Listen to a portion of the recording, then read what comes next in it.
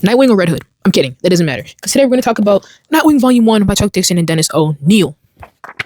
Okay, so after 7 seasons, I finally finished this comic book because I decided to lock in and actually enjoy myself for once. So I'm like, okay, let me set out some time where I can actually read comics. And I just finished this trade paperback. And honestly, it was great. And I'm just going to share some of my thoughts. First of all, this is a great starting place, I feel, for people who want to get into Nightwing or for people who like Nightwing as a character.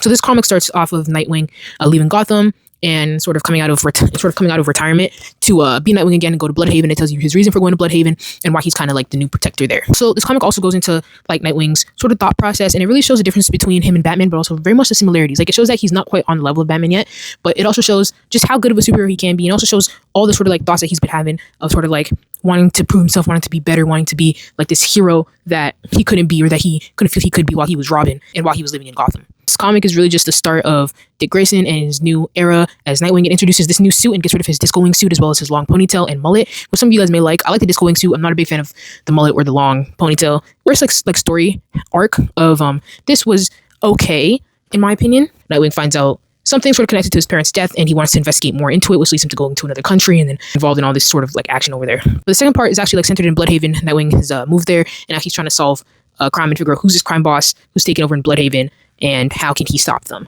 and bring things back to like some sort of order, some sort of non-chaos, because Bloodhaven is pretty not okay. Really excited to read more, and I really wish that I had volume 2 and just like some other volumes of this. I really want to continue this. It's really interesting so far, and I'm really excited to see sort of like how Nightwing progresses as a hero, because I feel like in this comic run especially, we'll see Nightwing sort of progression from just like going out on his own, trying his new thing in Bloodhaven, to actually becoming like a certified Bloodhaven dominator and certified hero that people actually like talk about more, because people in this comic, like obviously the villains are talking about like, oh, he's no Batman, his Batman partner is going to come around and blah blah blah, and obviously that affects Nightwing, because Nightwing is so much, he wants to be like his own man. He doesn't want to be tied to Bruce necessarily all the time.